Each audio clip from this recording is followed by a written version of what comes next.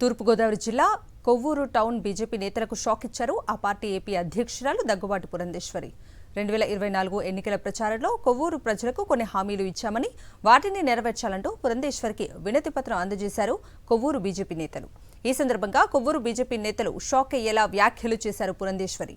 మీరిచ్చే హామీలకు తాను బాధ్యురాలిని కాదని, తానెక్కడా ఎవరికీ హామీలు ఇవ్వలేదని ఆమె అన్నారు. మీరిచ్చిన హామీలను ప్రభుత్వం దృష్టికి తీసుకెళ్తానని, కానీ ఆ హామీలకు తాను బాధ్యురాలిని మాత్రం కాదని పురంధేశ్వరి స్పష్టం చేశారు. తమ పార్టీ రాష్ట్ర అధ్యక్షురాలు ఊహించని విధంగా మాట్లాడటంతో నివ్వెరపోవటం కొవ్వూరు బీజేపీ నేతల వంతు అయింది. నా మీద లేదండి, నేను వాగ్దానం చేయను. అందుకనే నేను వాగ్దానాలు ఎప్పుడు నేను చేయను. నా సాయశక్తుల ప్రయత్నం చేస్తానని వాగ్దానం చేయను.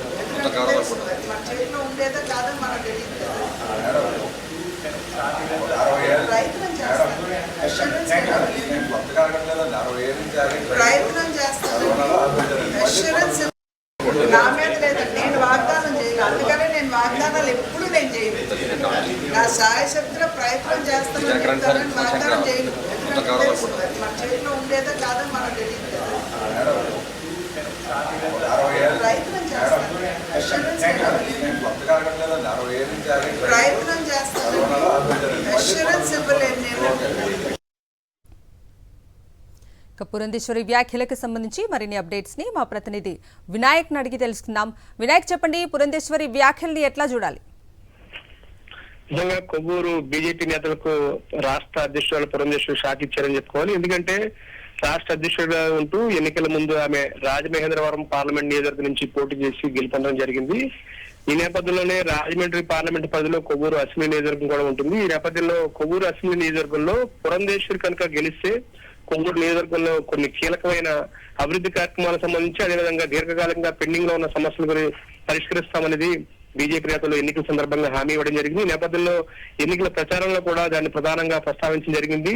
ఎన్నికల సందర్భంగా పురంధేశ్వరి ఆయా నియోజకవర్గంలో పర్యటించిన సందర్భంలో కూడా దీనికి సంబంధించి గ్రామాల పర్యటన సందర్భంగా కూడా బీజేపీ నేతలు హామీ ఇవ్వడం జరిగింది.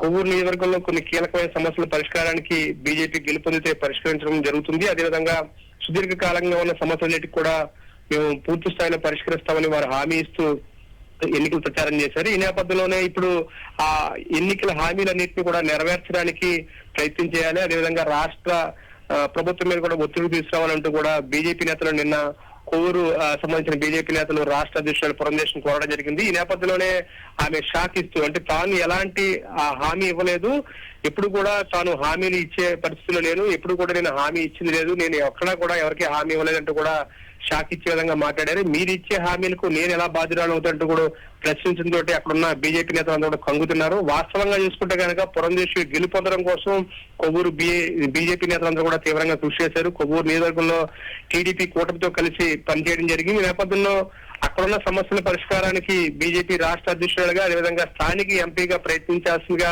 కోరిన సందర్భంలో ఆమె ఈ విధంగా మాట్లాడడంతో కొవ్వూరు బీజేపీ నేతలంతా కూడా షాక్ తిన్నారని చెప్పుకోవాలి.